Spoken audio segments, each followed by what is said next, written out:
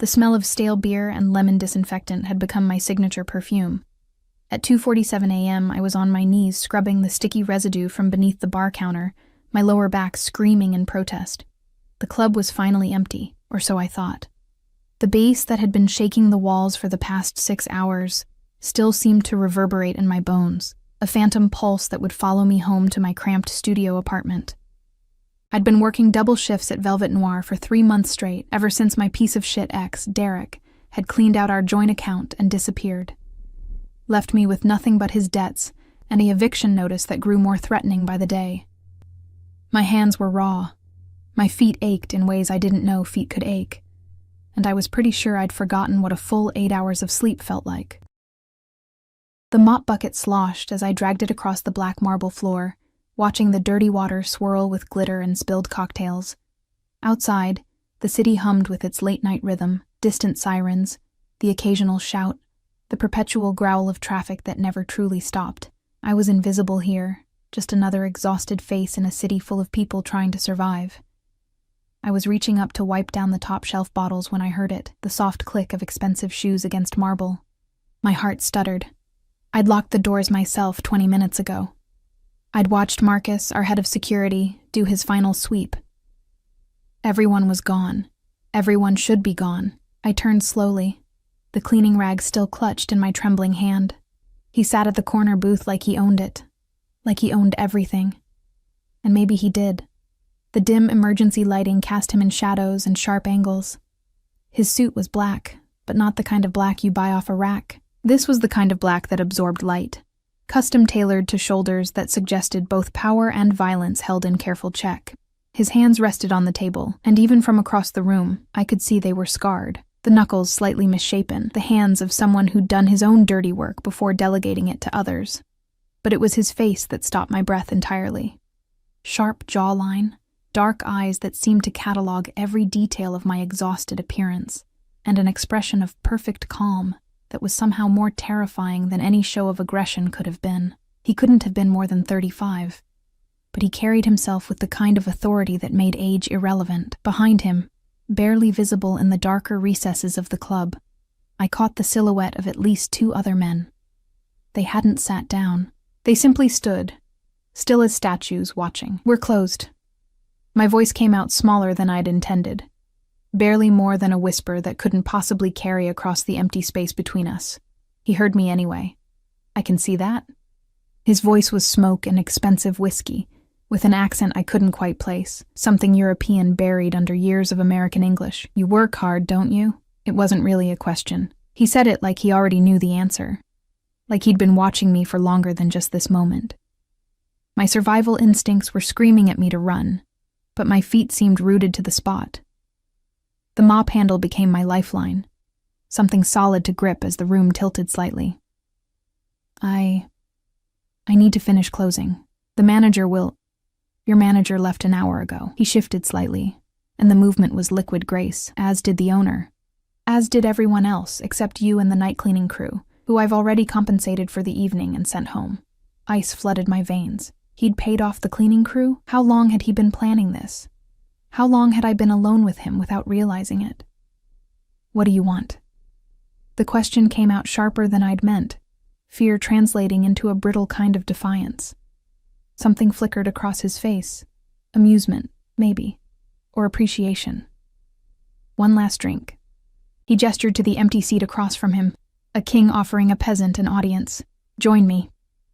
"I don't drink with customers." The words tumbled out automatically, the kind of line I'd used 100 times to deflect unwanted attention. His smile was slight, barely a curve of his lips, but it transformed his entire face into something even more dangerous. "I'm not a customer." The way he said it made it clear this wasn't his first time at Velvet Noir.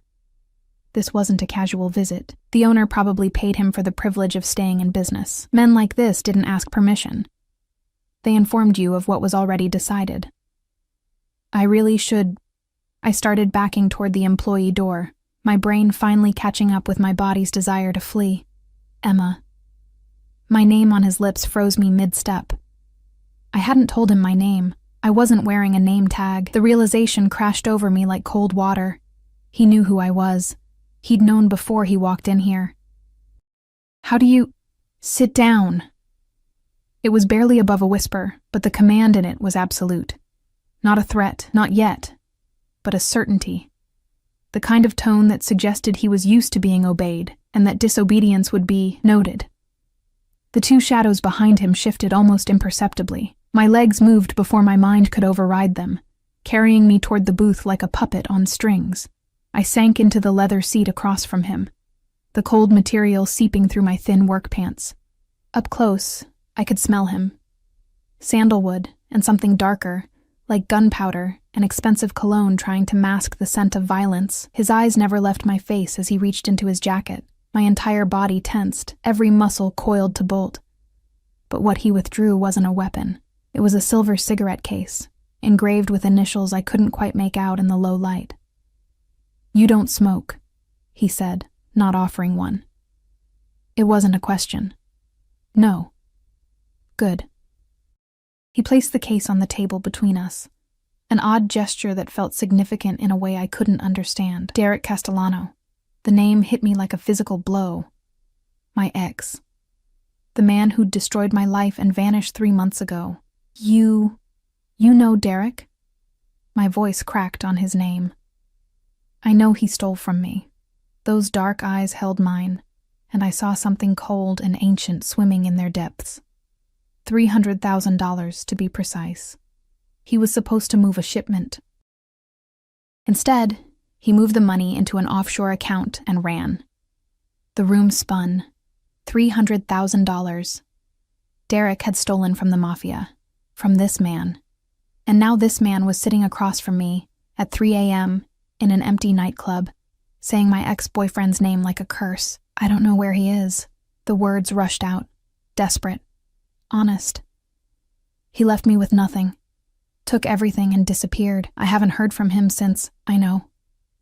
He leaned back, the leather creaking softly under his weight. I know he left you with his debts. I know you're working 3 jobs trying to keep your head above water. I know you're 2 weeks away from eviction. I know everything about you, Emma. Terror and humiliation warred in my chest. He'd been watching me, investigating me. I was a problem to be solved, a loose end in whatever Derek had done. I didn't know about any of it. My hands were shaking so badly I had to clasp them together under the table. I swear, I had no idea what he was involved in. I'm not part of whatever he did. I'm nobody. Nobody. He repeated the word like he was tasting it, finding it lacking. He reached across the table, and I flinched instinctively, but he was only pushing a glass toward me. When had he poured it? I hadn't even seen him move. Amber liquid caught the light. Whiskey. Probably older than I was. Probably worth more than my monthly rent. Drink, he said softly. My hand trembled as I lifted the glass. The whiskey burned going down, but it was smooth, complex. Nothing like the rot gut I'd occasionally splurged on during particularly bad nights. I set the glass down carefully, watching him watch me. Derek had a daughter.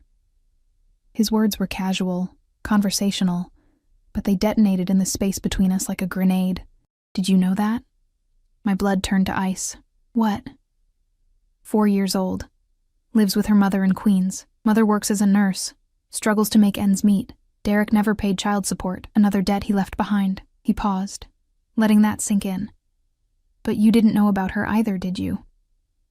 The betrayal was a knife between my ribs. A daughter. Derek had a daughter, and he'd never said a word.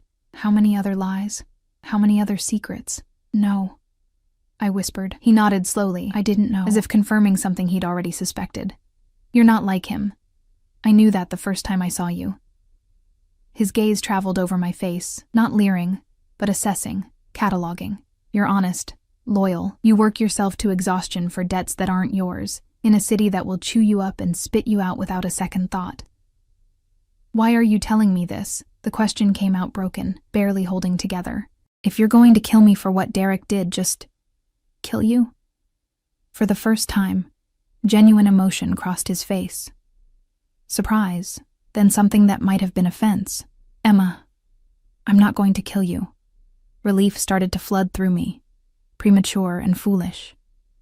You're going to work for me. The relief died instantly. replaced by fresh terror. What?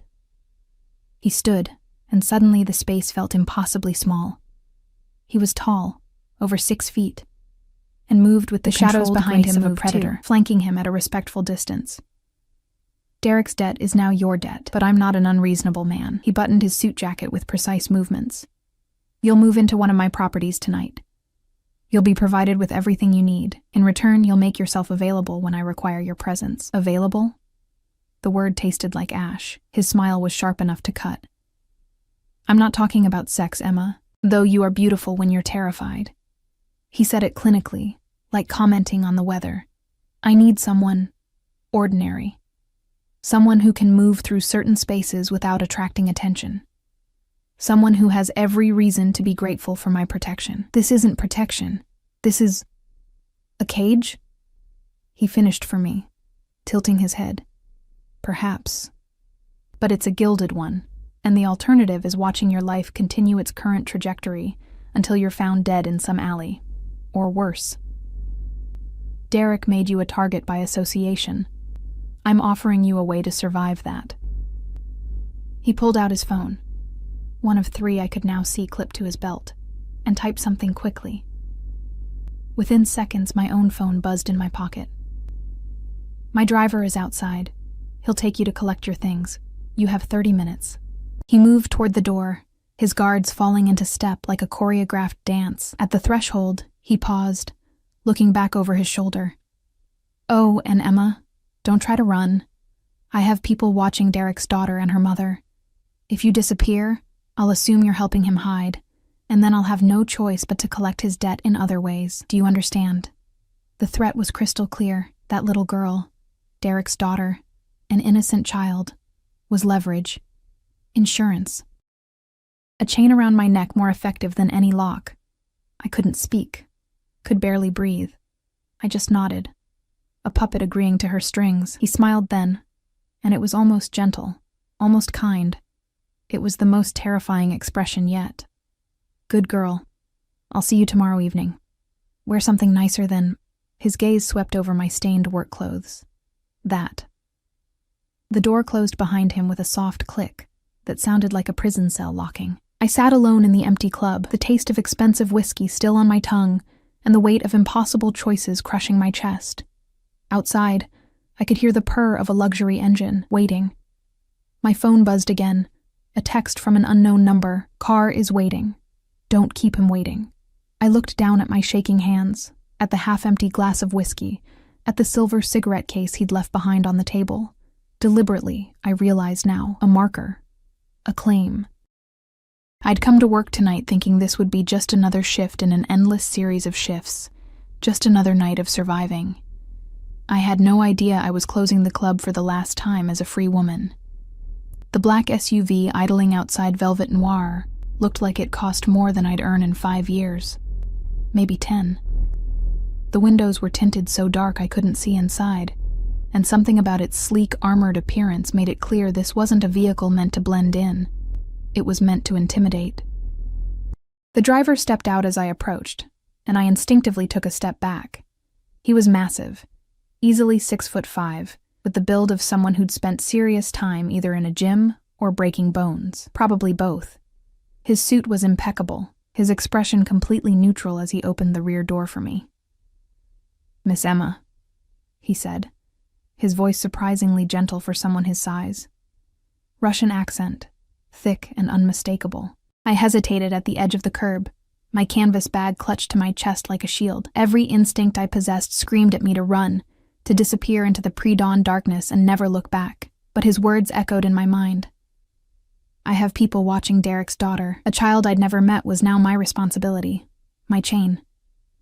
I climbed into the SUV. The interior smelled like leather and something crisp, cedar maybe, and was more luxurious than any space I'd ever occupied.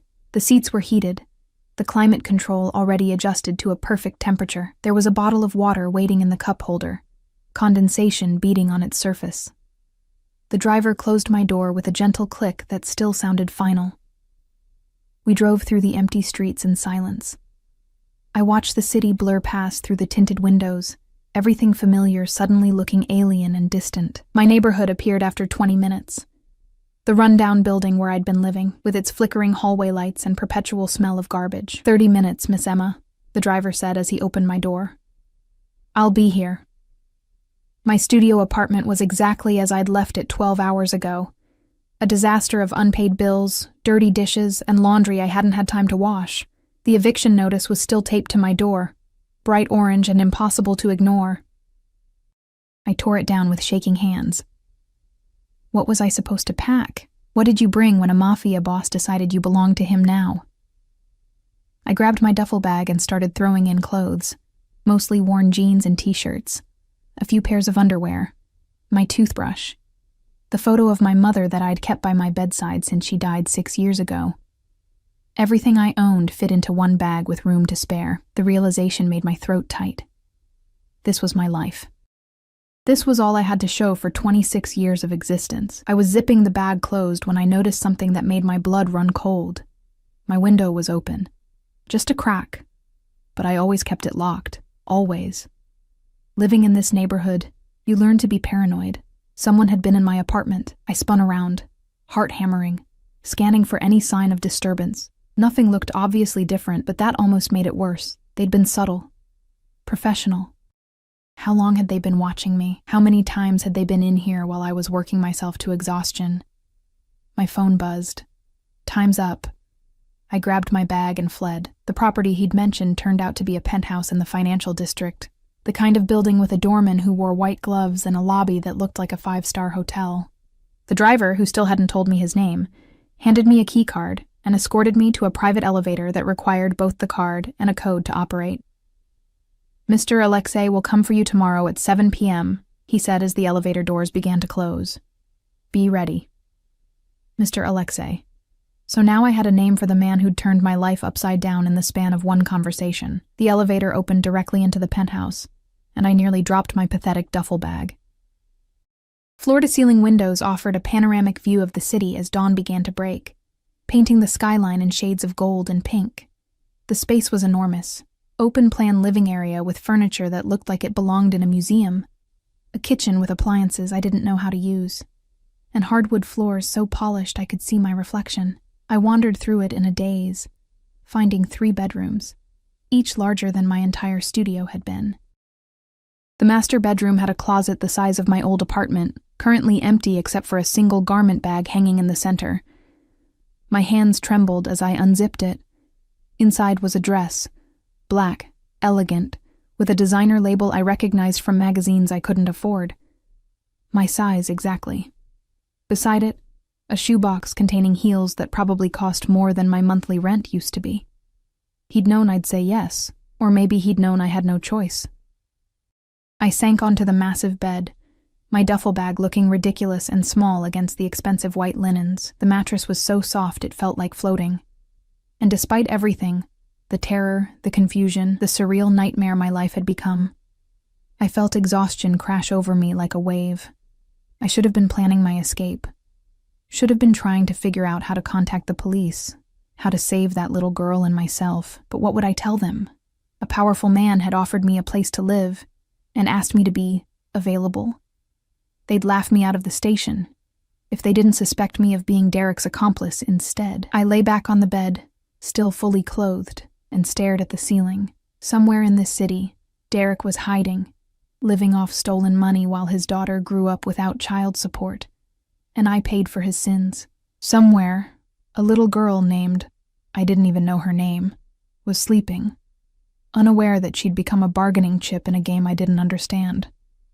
And somewhere, Alexei was planning whatever came next. I must have fallen asleep, because when I opened my eyes, sunlight was streaming through the windows and my phone was ringing. Unknown number. My hand shook as I answered. Hello? Good morning, Emma. His voice was even more unsettling in the bright light of day, smooth and controlled. I trust the accommodations are satisfactory. I sat up, disoriented, my body aching from sleeping in my clothes. What do you want from me? Direct. I appreciate that. I could hear the smile in his voice. Today you rest. Explore your new home. Eat something. The kitchen is fully stocked. Tomorrow, your real education begins. Education in what? In surviving the world you've stumbled into. A pause. And when he spoke again, his tone had shifted into something darker. Derek made you a liability, Emma. There are people who will assume you know where he is or what he did with the money. People far less patient than I am. But I don't know anything. I believe you. Others won't. The sound of voices in the background. Then his attention returned fully to me, which is why you'll stay exactly where I put you, and you'll do exactly what I tell you to do, for your protection as much as mine. This isn't protection, I said, the words escaping before I could stop them. This is ownership. Silence stretched between us, heavy and dangerous. When he finally spoke, his voice was soft as silk and twice as deadly. Yes, he said simply. It is. The sooner you accept that, the easier this will be for both of us. Another pause. There's a laptop in the study. Use it to look up Derek Castellano's daughter. Her name is Sophie. 4 years old, loves butterflies and strawberry ice cream. Her mother is Maria Castellano. Yes, Derek married her before he met you. Another secret he kept. The revelation hit me like a slap. Derek had been married. I'd been the other woman without even knowing it. Why are you telling me this? Because I want you to understand what's at stake. Sophie is innocent. Maria is innocent. You are innocent. But Derek's actions have painted all of you with the same brush, and in my world, that kind of association can be fatal. His voice dropped lower, intimate despite the physical distance between us. I'm offering you a way to keep all of you alive. All I ask in return is your loyalty. Loyalty to a criminal. He laughed, and the sound was genuinely amused. We're all criminals, Emma. Some of us are just more honest about it. Derek stole from you as surely as he stole from me. The system you trusted to protect you left you drowning in his debts, while he lived comfortably on stolen money. At least I'm offering you a transaction you can understand. Your service for my protection. I wanted to argue, to tell him he was wrong, that there was a difference between his organized violence and the everyday cruelty of poverty and abandonment. But the words stuck in my throat because part of me, a small, bitter part, understood exactly what he meant. What happens tomorrow? I asked instead. Tomorrow, you meet my world. Wear the dress. Be ready at 7. He was about to hang up when he added, almost as an afterthought, and Emma, don't leave the penthouse. I have security monitoring the building, and they've been instructed to stop you if you try. It would be unpleasant for everyone involved. The line went dead. I sat in the enormous bedroom of my gilded cage, watching the city move below me through windows I couldn't open, and wondered if Derek ever thought about me. If he knew what he'd done. If he cared that he'd sold my freedom to pay for his escape. The laptop was where Alexei said it would be, in a study that looked like it belonged to someone important. I hesitated before opening it, half expecting it to be monitored. It probably was, but I needed to see. I typed in the names he'd given me. Sophie Castellano's photo appeared in a Facebook post from her mother's sparse profile, a beautiful little girl with Derek's eyes and a gap-toothed smile, holding a butterfly net in what looked like a park. The caption read, "My whole world." Maria was pretty, tired-looking, wearing scrubs in her profile picture. A nurse, just like he'd said. Her posts were few and far between, mostly pictures of Sophie, occasionally requests for overtime shifts or selling items to make ends meet. Derek had destroyed her, too. I clicked through the photos, feeling sick. There was one from 3 years ago, Derek, Maria, and baby Sophie, all smiling at the camera. He looked happy. The same smile he'd given me when we'd met, when he'd promised me a future while his wife was at home with their daughter. I slammed the laptop closed and walked to the windows, pressing my forehead against the cool glass. Below, the city moved like a living thing, people rushing to jobs, to lives, to futures they thought they controlled. I'd been one of them just yesterday. Now I was something else entirely, suspended above it all in a cage that cost more per month than most people earned in a year. The refrigerator was indeed fully stocked. Expensive cheeses, fresh fruit, ingredients I didn't recognize. I made myself eat something, forcing down food that tasted like sawdust because I needed to keep my strength, needed to think clearly. But every thought circled back to the same impossible truth. I was trapped. Trapped by Derek's sins, trapped by Alexei's power, trapped by the invisible chains of a 4-year-old girl who didn't deserve to suffer for her father's crimes. I spent the rest of the day exploring my prison, finding cameras tucked discreetly in corners. Watching, always watching. I found the windows were sealed, the door to the stairs required the same keycard as the elevator, and my phone now had several new numbers programmed in. Driver, security, and simply A. As sunset painted the sky in shades of blood orange, I stood in front of the bathroom mirror and barely recognized myself. My face was pale, my eyes hollow with exhaustion and fear. But underneath that, I saw something else beginning to form, something harder, sharper. If I was going to survive this, I needed to stop being the Emma who let life happen to her. I needed to become someone who could navigate this dangerous new world. Tomorrow, Alexei had said. My education would begin. I pulled the black dress from the garment bag and held it against my body, staring at my reflection. The girl looking back at me was a stranger, and maybe that was exactly what I needed to be. The driver arrived at exactly 7 p.m. I'd spent the entire day in a state of anxious preparation, showering 3 times, trying on the dress and taking it off, pacing the penthouse like a caged animal. The dress fit perfectly, of course it did, hugging my curves in ways that made me feel both powerful and exposed. The heels added 3 inches to my height, but made me wobble uncertainly across the polished floors. I barely recognized the woman in the mirror. My dark hair, usually thrown into a messy bun, now fell in soft waves around my shoulders.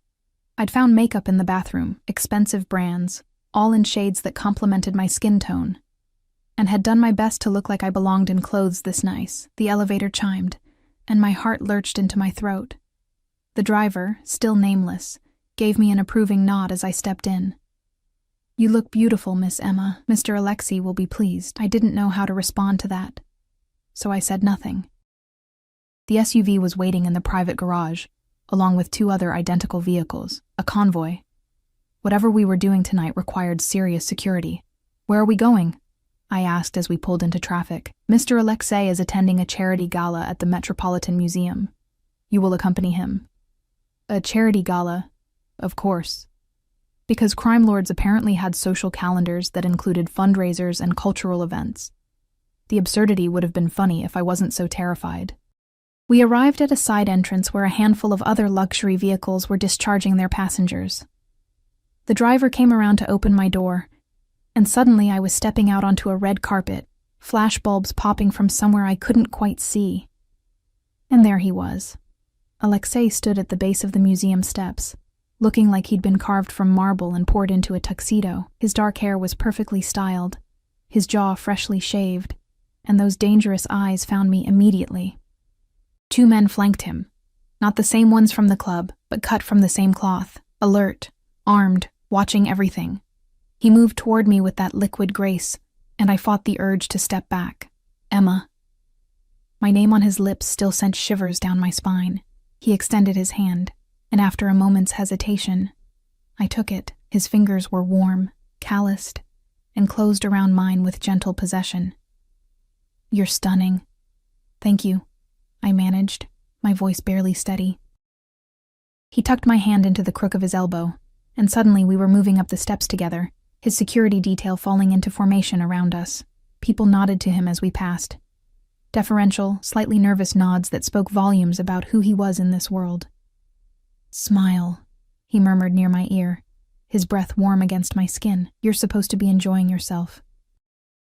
I forced my lips into something approximating a smile, acutely aware of his hand covering mine on his arm, anchoring me to his side. The museum's great hall had been transformed into something from a fairy tale. Crystal chandeliers, ice sculptures, women in gowns that cost more than cars, and men in tuxedos discussing business deals worth millions. Champagne flowed freely, and a string quartet played somewhere in the background. I'd never felt more out of place in my life. "Relax," Alexei said softly, guiding me through the crowd with practiced ease. "You look like you're walking to your execution." "Isn't that exactly what this is?" I whispered back. His laugh was low and genuine. "If I wanted you dead, Emma, you wouldn't be here in a designer dress drinking champagne. You'd be at the bottom of the East River." He said it casually, like commenting on the weather, and somehow that made it more terrifying. Tonight is about showing you what protection looks like, who my allies are, who my enemies are, how to move in this world. A waiter appeared with champagne flutes. Alexei took 2, pressing one into my hand. Don't drink too much, he advised. You need to stay sharp. Watch people's reactions when they see you with me. Listen to what they say, and more importantly, what they don't say. Before I could respond, a silver-haired man in an expensive tuxedo approached, his smile wide but not reaching his eyes. Alexei, good to see you, my friend. They shook hands with the kind of grip that looked friendly, but was clearly a test of dominance. The man's gaze slid to me, assessing. And who is this lovely creature? Emma, Alexei said, his hand moving to the small of my back in a gesture that was both protective and proprietary. Emma, this is Thomas Marconi. He owns half the construction companies in New York. Ah, you flatter me. Marconi's smile was practiced, politician smooth. Only a third, I assure you. He took my hand and kissed it, lingering just a fraction too long. Enchanted, my dear. I don't believe I've seen you at one of these events before. First time, I said, trying to channel the confidence of someone who belonged here. How fortunate for all of us. His eyes moved between Alexei and me, calculating. I didn't know you were seeing anyone, Alexei. You're usually so private about such matters. Emma is special, Alexei said, and there was a warning edge in his tone that made Marconi's smile falter slightly. I trust you'll extend her the same courtesy you'd extend me. Of course. Of course. Marconi backed away smoothly, already scanning the crowd for safer conversations. Wonderful to meet you, Emma, Alexei. As he disappeared into the crowd, Alexei leaned close to my ear. See how quickly he retreated? That's because he owes me money and knows better than to test my patience. But notice he was gathering information, trying to understand what you are to me, what leverage you might represent, and what am I to you? The question escaped before I could stop it. His dark eyes held mine, unreadable. That's what everyone here is trying to figure out. He took a sip of his champagne, let them wonder. The evening continued in a blur of introductions and subtle power plays. I met judges and politicians, business owners and socialites, all of whom treated Alexei with a mixture of respect and barely concealed fear. Some were warmer toward me than others, but they all studied me with the same calculating gaze, trying to determine my value, my purpose, my weakness. Alexei never left my side. His hand was always somewhere on me, my back, my elbow, occasionally my waist, guiding me through conversations and away from questions I didn't know how to answer. To anyone watching, we looked like a couple, intimate and comfortable. But I felt the tension in his body when certain people approached, saw how his security detail shifted positions in response to specific individuals. This wasn't just a social event. It was a chess game played with champagne and smiles instead of guns and threats. There's someone I want you to meet, Alexei said, steering me toward a woman standing alone near one of the ice sculptures. She was beautiful in a cold, sharp way. Platinum blonde hair swept into an elegant updo, wearing a red dress that probably cost more than a car, and diamonds that caught the light with every movement. But it was her eyes that struck me, pale blue and utterly frigid as they landed on me. Victoria, Alexei said, his tone carefully neutral. You look well. Alexei? Her accent was thick, Russian, and dripping with disdain. Her gaze raked over me like I was something she'd found on the bottom of her shoe. So the rumors are true. You've replaced me with this. The venom in her voice made me flinch. But Alexei's hand tightened on my waist, steady, grounding. I didn't replace you, Victoria. We ended months ago, and it was mutual. Mutual, she repeated, her laugh bitter and sharp. Is that what you tell yourself? She took a step closer, and I caught the scent of her perfume.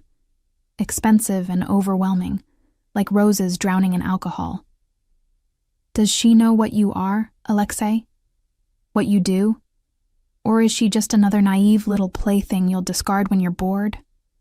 Careful, Alexei said, and his voice dropped into something lethal. You're making a scene. I'm making a scene? Victoria's voice rose, and several heads turned in our direction. "You parade your new whore in front of everyone and I'm making a scene?" The word hit me like a physical blow. Heat flooded my face, shame and anger warring for dominance. "That's enough." Alexei's tone could have frozen fire. Two of his security detail materialized from the crowd, silent and imposing. "Escort Ms. Petrova to her car. She's leaving." "Don't you dare!" Victoria started, but the security moved in, and she was smart enough to recognize she'd lost.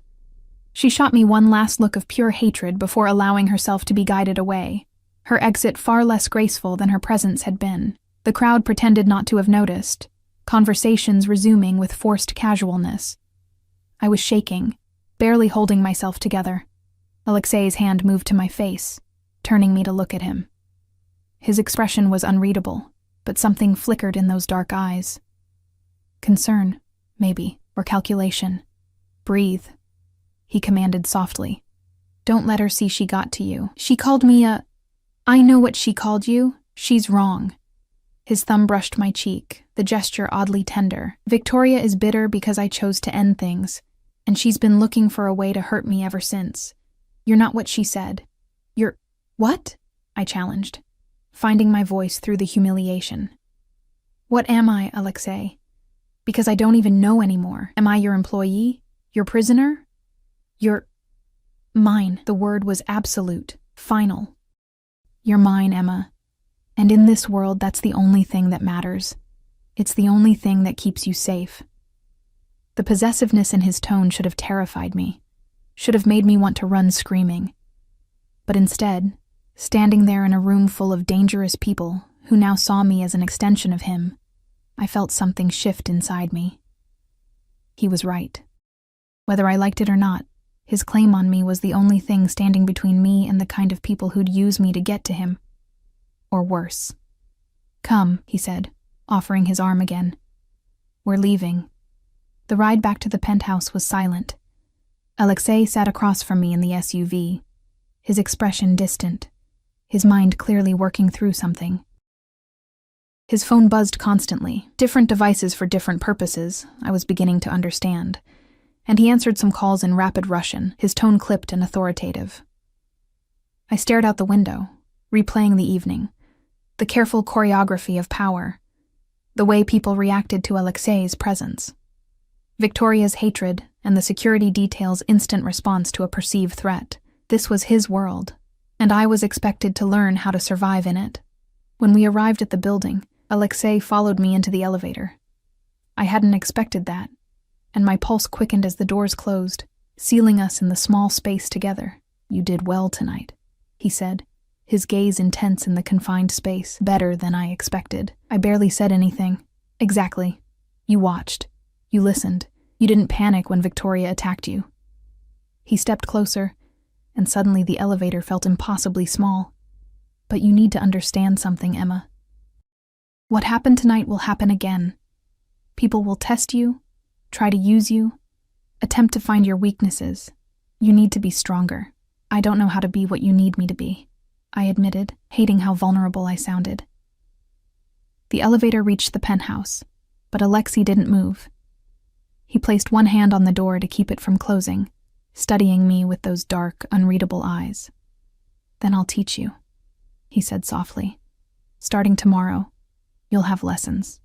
Self-defense, etiquette, languages. You'll learn how to move in my world without making yourself a target, and if I refuse." His smile was sad, almost regretful. "We both know you won't. Not while Sophie and Maria are vulnerable. Not while Derek's debt hangs over your head." He reached out, tucking a strand of hair behind my ear in a gesture that felt far too intimate. "You're smart, Emma. Smarter than you give yourself credit for. You'll learn quickly." He stepped out of the elevator, and I followed on unsteady legs. At the door to the penthouse, he paused. "Get some rest. Tomorrow will be demanding." He started to leave, then turned back. "And Emma? What Victoria said, forget it. You're worth 10 of her." Then he was gone, leaving me alone in my gilded cage with the taste of champagne on my tongue and the ghost of his touch still burning on my skin. I changed out of the dress carefully, hanging it back in the closet like something sacred and terrifying. In the mirror, I could still see the woman from tonight, poised, beautiful, dangerous by association. That woman scared me more than anything else. Because part of me had liked it, liked the power of being on Alexei's arm, liked the way people treated me with respect, tinged with fear, liked feeling protected for the first time in years, even if that protection came with chains. I climbed into the enormous bed and stared at the ceiling, knowing sleep wouldn't come easily. Somewhere in this city, Derek was hiding, living his life without a single thought for the destruction he'd left behind. And somewhere in this building, Alexei was planning my next lesson in survival. I touched my cheek where his thumb had brushed away my shame, and hated myself for the warmth that small gesture had created. This was supposed to be a prison, so why was I starting to feel like I belonged here? The next 3 weeks blurred together in a relentless schedule that left me exhausted and transformed. Every morning at 6 a.m., a woman named Irina arrived, stern, Russian, and utterly unimpressed by my lack of coordination. She taught me Krav Maga, the Israeli self-defense system that Alexei's security team used. By the end of the first week, my body was covered in bruises, but I could throw a punch that actually connected. By the end of the second, I'd learned how to break someone's grip and where to strike to incapacitate an attacker. "You're small," Irina said in her thick accent, circling me like a predator, "so you use their size against them. Speed, precision, ruthlessness, no hesitation." After combat training came language lessons. A patient older man named Victor taught me conversational Russian, the language Alexei and his inner circle used when they didn't want others to understand. I was far from fluent, but I could recognize when they were discussing business, threats, or me. Afternoons were devoted to etiquette with a woman named Claire, who'd worked with diplomats and politicians. She taught me which fork to use, how to read a room, how to deflect uncomfortable questions with grace, and, most importantly, how to appear confident even when terrified. "Posture, Emma," she'd remind me constantly. "You represent him now, shoulders back, chin up. You're not a victim anymore." But it was the evenings that truly changed me. Alexei came to the penthouse every night around 8, sometimes staying for an hour, sometimes until well past midnight. We never touched beyond the occasional brush of hands, or his palm at the small of my back when we practiced walking together. But those hours felt more intimate than any physical contact could have been. He told me about his world, not everything, never everything, but enough. The families he worked with and against. The businesses that were fronts and the ones that were legitimate. The code he lived by, which was brutal but consistent, loyalty above all, betrayal punished without mercy, family protected at any cost. Family seemed to be the key to understanding him. He'd grown up in Moscow, the youngest of 4 brothers. 2 were dead now, one from a rival's bullet, one from his own hand after betraying their father. His surviving brother ran operations in Europe. His father had died 5 years ago, leaving Alexei to take control of the New York territory. "He was hard," Alexei said one night, swirling whiskey in a crystal glass as we sat in the penthouse living room. "My father. He believed emotions were weakness. That fear was the only reliable motivator. He taught us to survive, but not to live." "Do you agree with him?" I asked, emboldened by 3 weeks of daily conversations. His dark eyes met mine over the rim of his glass. "I used to. Now, I'm not so sure." He set the glass down carefully. "You're changing my perspective on some things, Emma." I didn't know what to say to that, so I said nothing. He stood, moving to the windows that overlooked the glittering city. "Derek contacted Maria yesterday." My heart stopped. "What?" "He called her, asked about Sophie, told Maria he'd send money soon." Alexei's voice was flat, emotionless. She recorded the call and brought it to me. "Why would she—" I started, then understood. "You've been protecting them, Maria and Sophie. Of course." He turned to face me, silhouetted against the city lights. "I told you. Family is protected. Derek's daughter is innocent. His wife is innocent. They don't deserve to suffer for his stupidity. But you're using them to control me." "Yes." He didn't deny it, didn't soften it. "I'm using them to ensure your cooperation. But I'm also genuinely protecting them, which is more than Derek ever did." He crossed back to where I sat, looming over me. Would you like to meet them? The question caught me completely off guard. What? Maria and Sophie. Would you like to meet them? He pulled out his phone. The middle one, I'd learned, was for personal matters, and showed me a photo. The same little girl from Facebook, but recent, playing in a park. Maria knows about you. She knows Derek lied to both of you. She asked if she could meet the woman her husband destroyed. Tears stung my eyes unexpectedly. She doesn't hate me. She hates Derek. You're just another victim of his lies. Alexei's expression softened slightly. I've arranged for them to come to tea tomorrow afternoon, if you want. I nodded, not trusting my voice. His hand touched my shoulder briefly. There and gone. But the warmth lingered. Good. It's time you understood the full scope of what you're protecting. Maria Castellano was nothing like I'd imagined.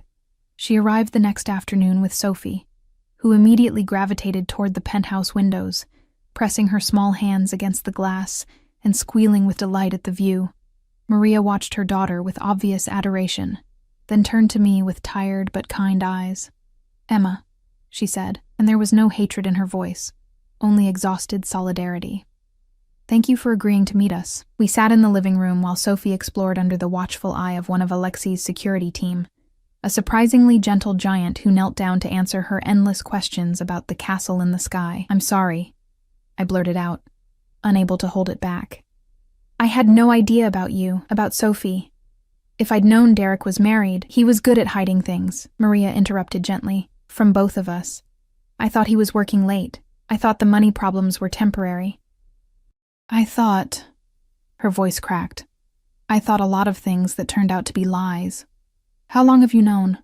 About Alexei, I mean, about what Derek did. 2 months.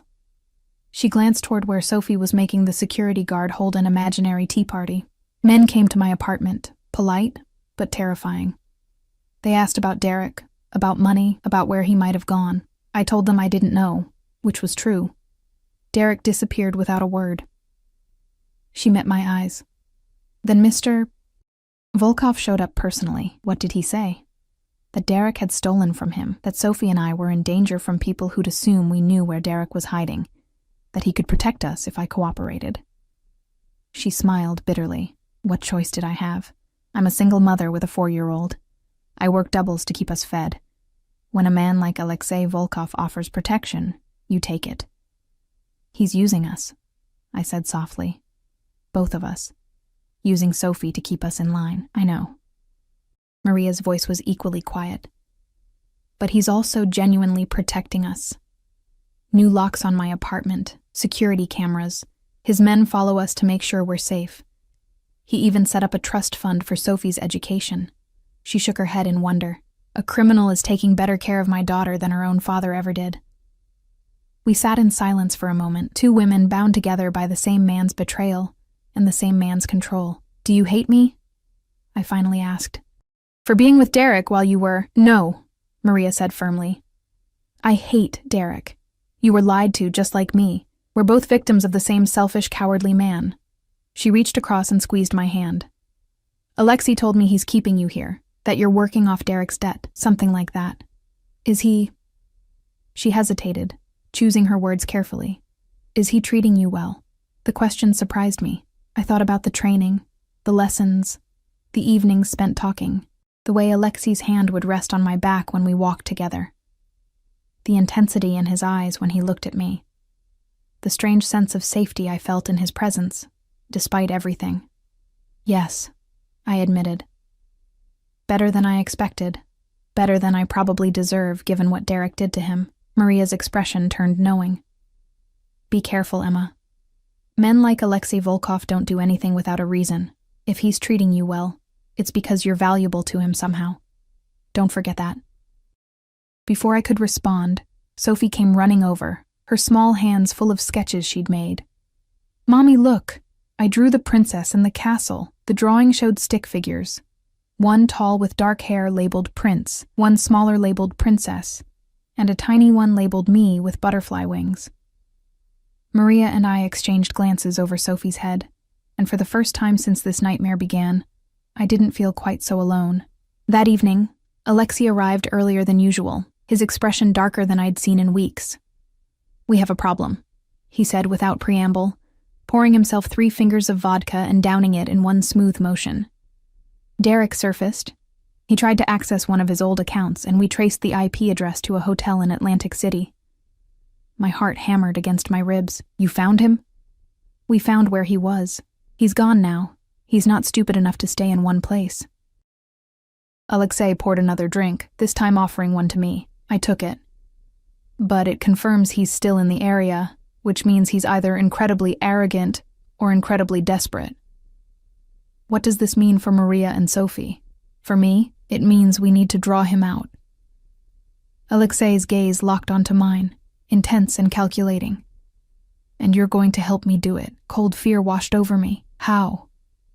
"We let it leak that you're with me, that you're under my protection." Derek still has contacts, people who owe him favors or feed him information. When he hears that his ex-girlfriend is living in luxury as my companion, his ego won't be able to handle it. "You want to use me as bait. I want to use you as motivation."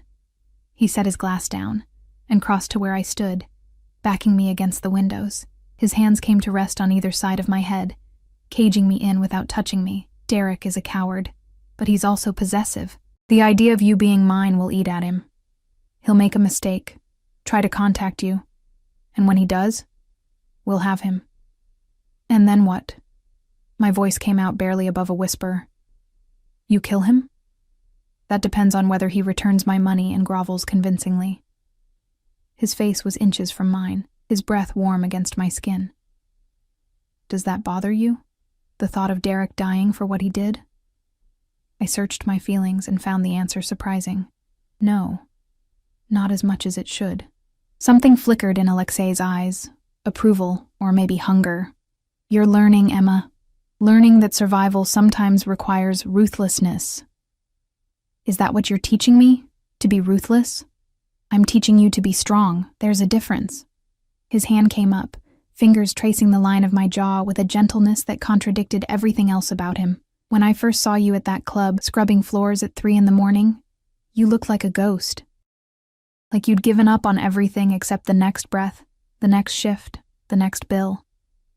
"I had given up," I admitted. "Derek took everything from me, and I didn't know how to fight back, and now I'm learning." I met his gaze steadily, refusing to look away despite the intensity burning in those dark eyes. "But I'm still not sure if I'm learning to survive, or just trading one prison for another." His thumb brushed across my lower lip, and electricity shot through me. Maybe they're the same thing. Maybe all of life is just choosing which cage you can tolerate. He leaned closer, his lips almost touching mine. "But at least this cage has better amenities." My breath caught. For 3 weeks, he'd been careful, professional, maintaining distance even in our most intimate conversations. But now, trapped between his body and the window with the city lights glittering below us, that distance evaporated like morning fog. "Alexei," I started, not sure if I was protesting or pleading. "Tell me to stop," he murmured against my ear, his voice rough with something dangerous. "Tell me you don't feel this too, and I'll walk away. I'll go back to being your captor, and you'll go back to being my obligation." But I couldn't say it, because despite everything, the fear, the coercion, the impossible situation, I did feel it. That pull between us had been building for weeks, disguised as lessons and conversations and casual touches that felt anything but casual. "I hate you," I whispered. But even I could hear the lie in it. "No, you don't." His lips brushed my neck, sending shivers down my spine. "You hate that you don't hate me. You hate that I make you feel safe when you should feel terrified. You hate that part of you wants this just as much as I do. This is wrong." "Probably." He pulled back just enough to look at me, his expression raw and honest in a way I'd never seen. "But I stopped caring about right and wrong a long time ago. I care about what I want, and I want you, Emma. Not because of Derek, not because of some debt. I want you because you're fire wrapped in ice, because you're strong even when you think you're weak, because you look at me like I'm a monster and a man at the same time." His confession hung in the air between us, heavy and dangerous. "If I do this," I said carefully, my heart pounding so hard I thought it might burst. "If I stop fighting this, you can't use it against me. You can't use it as another chain." "I won't," he promised. And I believed him. Maybe I was a fool, but I believed him.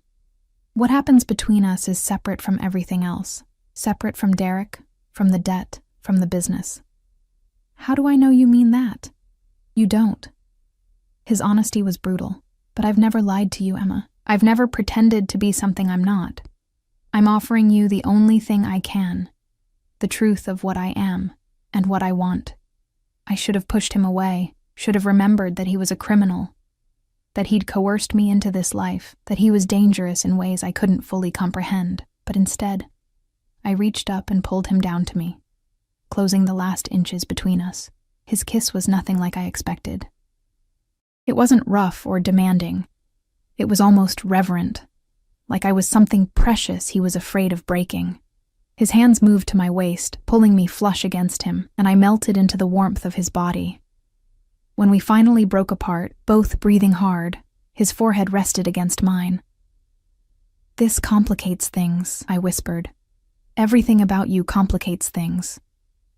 But he was smiling, genuinely smiling, and it transformed his entire face into something almost boyish. "I should go, before I complicate them further." Probably a good idea, but neither of us moved. We stood there in the dim light of the penthouse, wrapped around each other like we could somehow protect each other from the dangers we both knew were coming. Finally, reluctantly, he stepped back. "Tomorrow night, we're going to dinner. Public, visible. We'll make sure word gets back to Derek." His expression hardened back into the mask of the crime boss. "Be ready at 7. And Emma?" "Yes?" "Wear red. I want him to see exactly what he lost." Then he was gone, leaving me alone with the taste of him on my lips, and the terrifying realization that somewhere along the way I'd stopped being his captive and started being something far more dangerous. I'd started being his. The restaurant was the kind of place that didn't advertise. If you needed to know where it was, you weren't important enough to be there. Perched on the top floor of a building in Tribeca, it offered panoramic views of the city and prices that made my eyes water when I glimpsed the menu.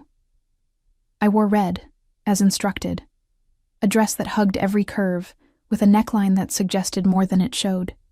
My hair was swept up, exposing my neck and the diamond earrings Alexei had sent over that afternoon with a simple note. "Wear these. They were probably worth more than my entire previous life." Alexei's hand never left the small of my back as we moved through the restaurant. Every head turned, some in admiration, some in barely concealed fear. This wasn't just dinner. It was a statement, a declaration of ownership that echoed through every whisper and sidelong glance. We were seated at a private table near the windows, his security detail positioned strategically throughout the restaurant. One of them I recognized now, Dmitri, who'd been teaching me advanced defensive tactics. He gave me an almost imperceptible nod as we passed. "You're making quite an impression," Alexei murmured as he held my chair. His fingers brushed my bare shoulder, and I felt that touch all the way down to my toes. "That's the point, isn't it?" I met his gaze steadily. "You want Derek to hear about this. You want him to know. I want everyone to know." He took his seat across from me, his expression possessive and proud in equal measure. "That you're mine. That anyone who touches you answers to me." The waiter appeared with champagne, the expensive kind that tasted like clouds and starlight. We ordered, though I barely registered what I asked for. My entire focus was on Alexei, on the dangerous game we were playing, on the way his eyes tracked every movement I made like I was the only thing in the room that mattered. "Tell me something," I said once we were alone again. "When this started, when you first came to the club, was this always the plan? To make me yours?" He considered the question, swirling his champagne thoughtfully. "Honestly, no. The plan was to use you to find Derek, then release you once the debt was settled. But plans change." "What changed?" "You did." His gaze was intense, unwavering. "You were supposed to be terrified, compliant, broken.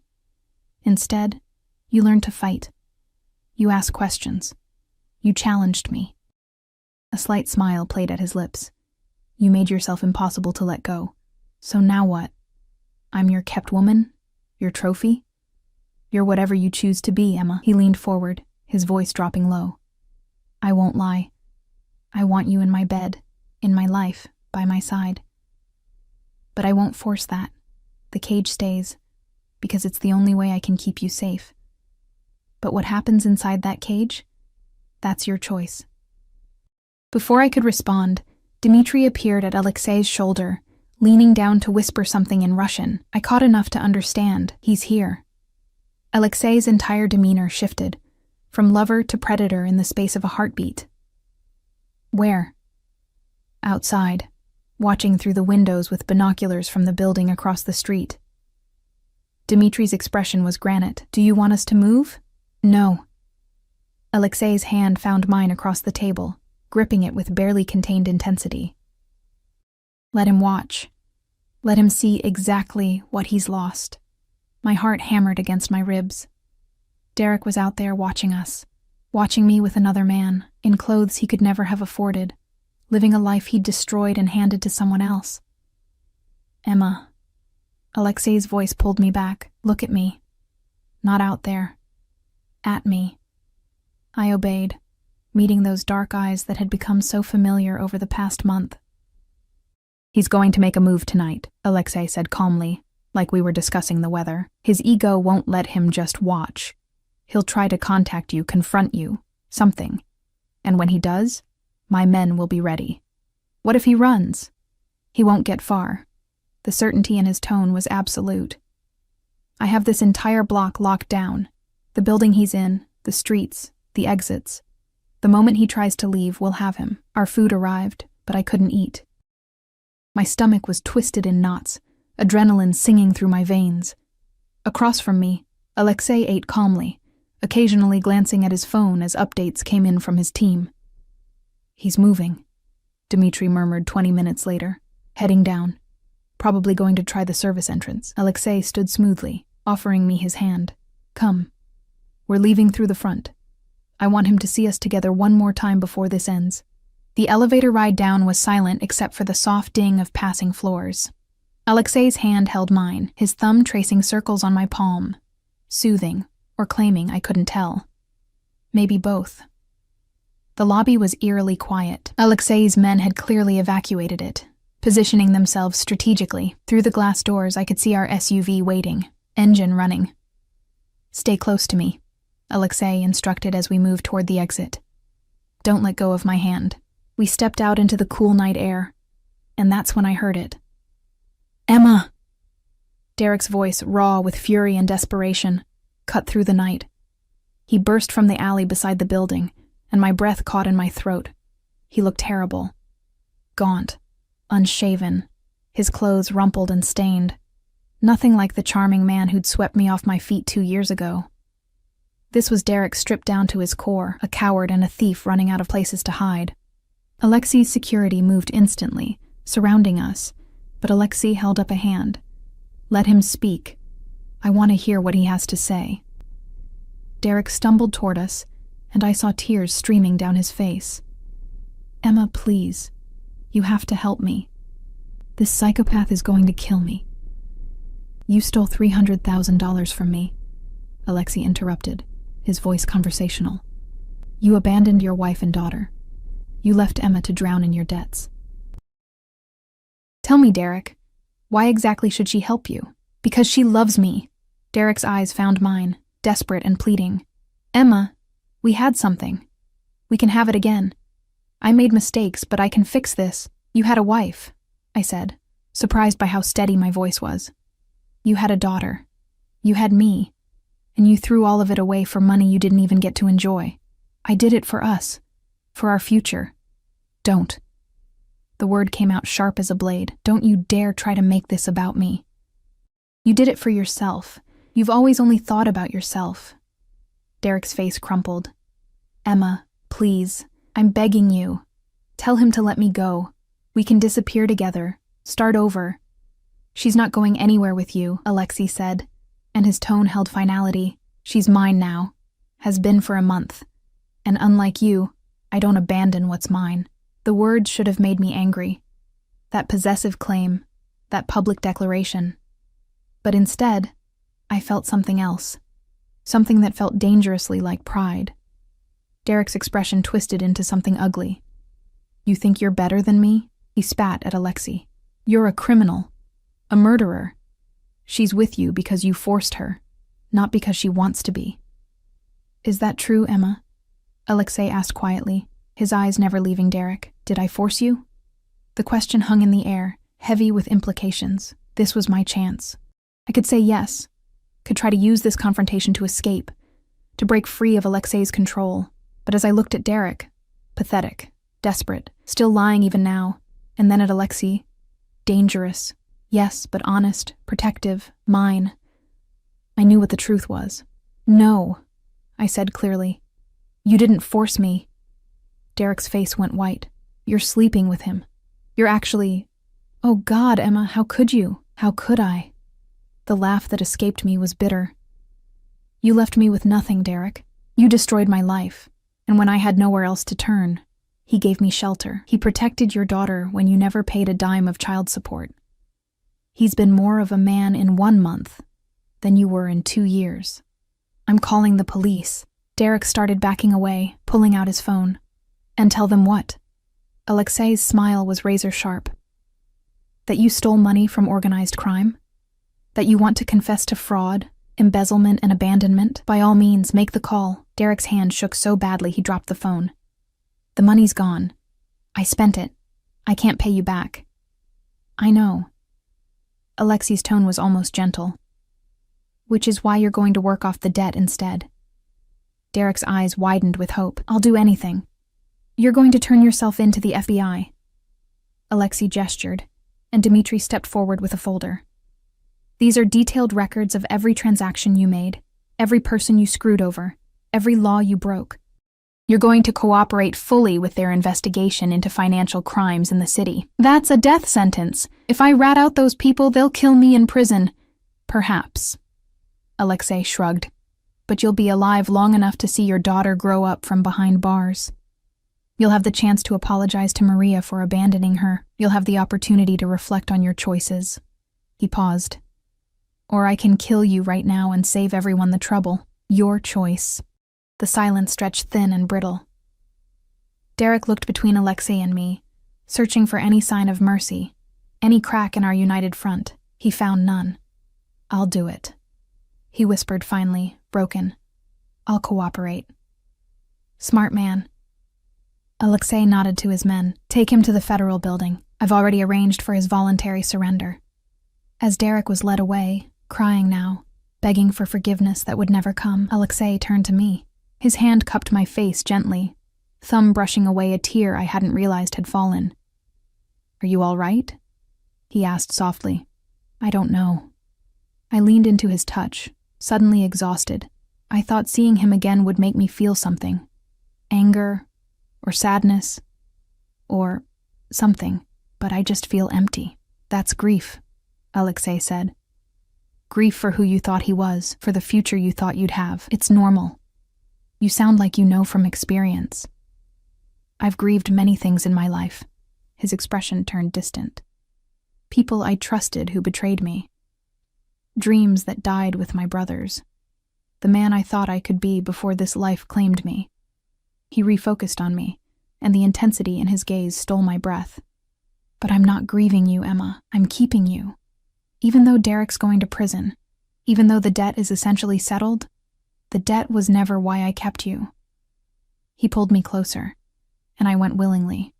"I kept you because from the moment you looked at me with those defiant eyes in that empty club, I knew you were different, special, mine.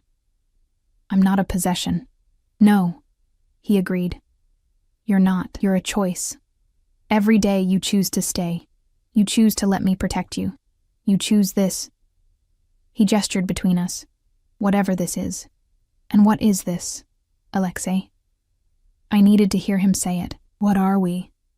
He kissed me then, deep and possessive and tender all at once, right there on the street with his security team pretending not to watch, and the city moving around us like we were the only still point in a spinning world. When he pulled back, his forehead rested against mine. "We're two broken people who found something whole in each other. We're the beginning of something that terrifies me because I've never wanted anything as much as I want you." His voice dropped to a whisper. "We're whatever you'll let us be. I want to meet your brother," I said suddenly. "I want to know your world, all of it, not just the parts you think I can handle." Surprise flickered across his face, followed by something that looked like respect. "That's dangerous, Emma. Once you're fully in this world, there's no going back. You'll know things that make you a target. You'll be tied to me in ways that can't be undone." "I know." I met his gaze steadily. "But I'm already tied to you, already a target. I might as well understand what I'm fighting for." "And what are you fighting for?" "This." I kissed him again, softer this time. "Us, whatever that means." His smile was genuine, reaching his eyes for maybe the first time since I'd met him. "Then we'll figure it out together." 6 months later, the brownstone in Brooklyn was everything I'd never known I wanted. 3 stories of history and charm, with a garden out back where Sophie could play when Maria brought her to visit, which was often. Maria had become the sister I'd never had, bonded by shared trauma and unexpected redemption. Alexei had bought the building outright, renovated it completely, and handed me the deed. "You're home," he'd said simply. "Not a cage, not a prison, just home." I still couldn't quite believe it was mine. The kitchen smelled like the borscht Alexei's brother Victor had taught me to make during his visit from Moscow. Irina was coming for dinner, along with Dmitri and Claire. My new family, chosen, strange, and utterly unexpected.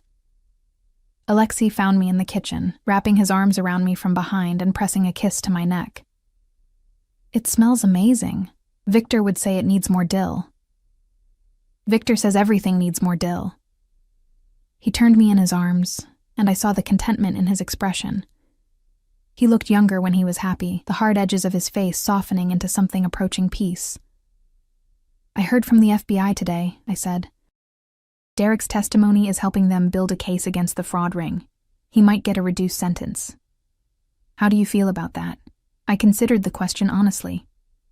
"I hope he uses the time to become better, for Sophie's sake if nothing else. She deserves a father who actually shows up." "She has us," Alexei said. "Not the same, but we'll make sure she's protected, educated, loved. You're surprisingly good with her, you know. She adores you." "She's easy to adore. She doesn't judge me for what I am." His hand moved to rest over my stomach, where our own secret was just beginning to grow. "Do you think ours will be the same?" I'd told him 2 days ago. He'd gone completely still, processing the information, then kissed me so hard we'd both forgotten how to breathe. "I think ours will be loved," I said. "Protected. Raised by 2 people who understand what it means to survive. And fight." "And fight," I agreed, "but also what it means to choose love over fear." He kissed me slowly, reverently, like he still couldn't quite believe I was real. "I never thought I'd have this, a home, a family. Someone who knows exactly what I am and chooses me anyway." I could say the same thing. I touched his face, tracing the scar along his jaw that he'd finally told me the story behind. "You terrify me sometimes, you know. The things you're capable of. I know. But you also make me feel safer than I've ever felt. Stronger. Like I can handle whatever comes. You can." His voice was certain. "You're the strongest person I know, Emma. You survived Derek, survived me, survived being thrown into a world that chews up and spits out people far more prepared than you were. And you didn't just survive, you thrived." The doorbell rang, announcing the arrival of our guests. But before we went to answer it, Alexei held me close one more time. "Thank you," he whispered against my hair. "For what?" "For saying yes to that last drink. For giving me a chance when you had every reason to run. For choosing this life with me." I thought back to that night in the empty club, when a dangerous stranger had sat down and asked for one last drink, when my entire world had shattered and reformed into something I never could have imagined. "I love you," I said, and meant it with every fiber of my being. His eyes went wide. I'd never said it before, too afraid of what it meant, too uncertain if it was real or just Stockholm Syndrome dressed up as devotion. But it was real. As real as the child growing inside me. As real as the home we'd built together. as real as the life we'd carved out of violence and trauma and unexpected grace. "I love you too," he said, his voice rough with emotion, more than I thought I was capable of loving anything. And as we opened the door to welcome our strange, beautiful, dangerous family inside, I realized something profound. I'd spent my whole life waiting to be saved, but in the end, I'd saved myself. By choosing to stop being a victim and start being a survivor, by choosing to see past the monster to the man underneath, by choosing to build something new from the ashes of everything Derek had destroyed. The cage had become a home, the captor had become my partner. And the terrified girl scrubbing floors at 3 a.m. had become a woman who knew her own strength. Outside, the city hummed with its endless rhythm. Somewhere, Derek sat in a cell, paying for his crimes. Somewhere, other women were struggling, surviving, fighting their own battles. But here, in this brownstone in Brooklyn, surrounded by people who'd become family in the strangest of ways, I'd found something I'd never expected to find. I'd found peace, and love, and a future worth fighting for. Alexi's hand found mine as we greeted our guests, and I squeezed it gently, a promise, a claim, a choice made freely every single day. This was my life now, and I wouldn't trade it for anything.